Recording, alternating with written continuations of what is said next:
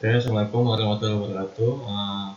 Sini saya Fatih Azhar Berlami akan mencoba melanjutkan penjelasan mengenai 10 knowledge area. Di sini saya sudah sampai tahap ketiga, yaitu adalah project time management. Oke, kita langsung di sini saya sudah membuat semacam e-booknya. Langsung kita buka saja. Pertama kita mulai dari definisinya. Definisi dari time management ini adalah proses yang meliputi seluruh yang diperlukan untuk menyelesaikan proyek sesuai waktu yang ditetapkan. Lalu juga mengingat urgensi dari permasalahan atau faktor waktu tersebut, maka sangatlah diperlukan adanya manajemen waktu yang baik. Oke, di sini proses utamanya ada sekitar 1, 2, 3, 4, ada 7 proses utama. Yang pertama adalah plan schedule management, yang kedua adalah define activities, sequence activities, estimate activities results, lalu estimate activities duration, develop schedule, dan terakhir adalah control schedule.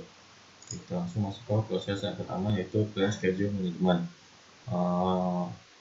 Plan schedule management ini adalah proses pembuatan kebijakan, prosedur, dan dokumentasi untuk perencanaan, pengembangan, pengelolaan, pelaksanaan, dan pengendalian dari jadwal proyek itu sendiri. Informasi dalam plan scope management itu yang pertama adalah inputnya ada project management plan, lalu project later juga, lalu yang ketiga ada enterprise environmental factor dan organizational process asset. Nah, untuk teknik yang digunakan dalam memanajemen jadwal proyek, kita bisa menggunakan expert judgment, lalu juga rapat atau meeting. Lalu yang ketiga di sini adalah analytical techniques. Outputnya dari schedule management itu sendiri adalah schedule management plan. Di sini saya sudah cantumkan contoh dari schedule management plan. Kalau kita zoom, bisa dilihat di sini adalah contoh template dari schedule management, di mana yang pertama adalah berisi mengenai introduction, yaitu tujuan dari pembuatan schedule management plan itu sendiri. Lalu yang kedua adalah project schedule itu sendiri, yang dimana ada berisi milestone, lalu deliverables atau yang nilai yang diberikan dari project tersebut, lalu ada yang pasti waktunya. Lalu yang terakhir di sini time management juga. Schedule management plan berisi juga mengenai project control procedure. Oke, kita lanjut ke proses kedua. Nah, di sini proses kedua yaitu kita harus mendefinisikan aktivitas dari project itu sendiri. Nah, untuk proses identifikasi dan mendokumentasikan tindakan khusus yang harus dilakukan untuk menghasilkan deliverable project. Nah, untuk informasi dalam define activities-nya, mulai dari input, yang pertama adalah schedule management plan yang sebelumnya sudah kita buat di proses yang pertama. Lalu ada scope baseline, enterprise environmental factor, dan organizational process asset. Untuk tekniknya, untuk mendefinisikan aktivitas itu sendiri ada dekomposisi, rolling wave planning, dan juga yang terakhir ada expert judgment. Untuk outputnya itu sendiri ada list atau daftar-daftar dari aktivitas yang akan menunjang proyek itu sendiri. Kemudian ada activity attribute atau atribut dari aktiviti yang akan dilakukan. Lalu yang terakhir ada daftar milestone-nya. Oke, lanjut ke step ketiga. Jadi step ketiga adalah sequence activities, di mana sequence activities ini adalah proses identifikasi dan mendokumentasikan hubungan antar kegiatan dari proyek tersebut. Informasinya, inputnya pertama ada schedule management plan, activity list, activity attributes, milestone list, lalu juga ada project scope statement, enterprise environmental factor, dan yang terakhir ada organizational process asset. Tekniknya juga ada.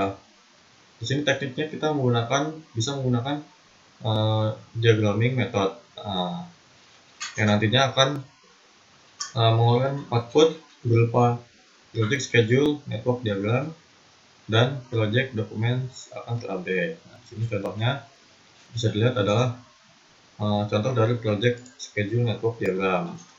Di sini dimulai dari start awal, lalu ada aktivitas 1, di mana aktivitas 1 ini akan dipecah menjadi 3 subaktivitas. Lalu dari subaktivitas ketiga dan aktivitas keempat aktivitas ketiga akan masuk ke aktivitas kelima, dan dari aktivitas 5 dan aktivitas 4 akan menyelesaikan dari keseluruhan aktivitas yang ada. Oke, kita lanjut ke proses ke nomor 4. Ini prosesnya adalah estimate activities resource, yaitu proses memperkirakan jenis dan jumlah material, sumber daya manusia, peralatan atau perlengkapan yang dibutuhkan untuk setiap kegiatan dari proyek sendiri.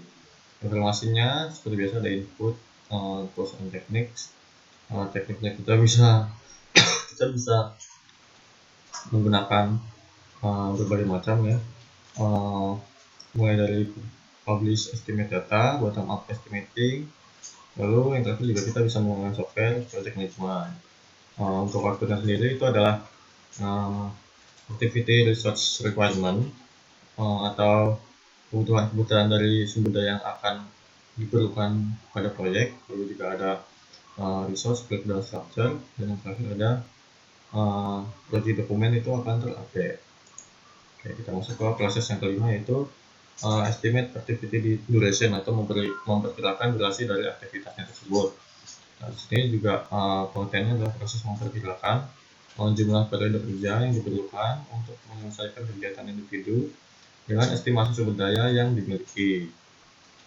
Karena tadi kita sudah menentukan perkiraan untuk sumber dayanya, maka di sini tinggal kita memperkirakan waktu yang dibutuhkan untuk melakukan aktivitas tersebut.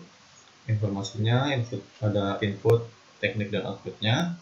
Inputnya seperti kita terima pada PPT, lalu tools and techniques-nya kita bisa menggunakan mulai dari analysis estimating, volumetric estimating, 3-point estimating, group decision making techniques, dan reserve analysis. Untuk outputnya sendiri di sini akan mengeluarkan sebuah perkiraan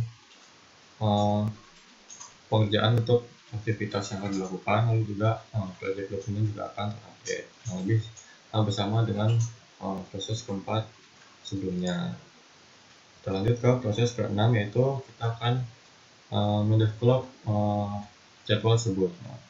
Di sini adalah proses urutan kegiatan analisis, durasi, kebutuhan sumber daya, dan kendala jadwal untuk membuat model jadwal proyek. Informasinya ada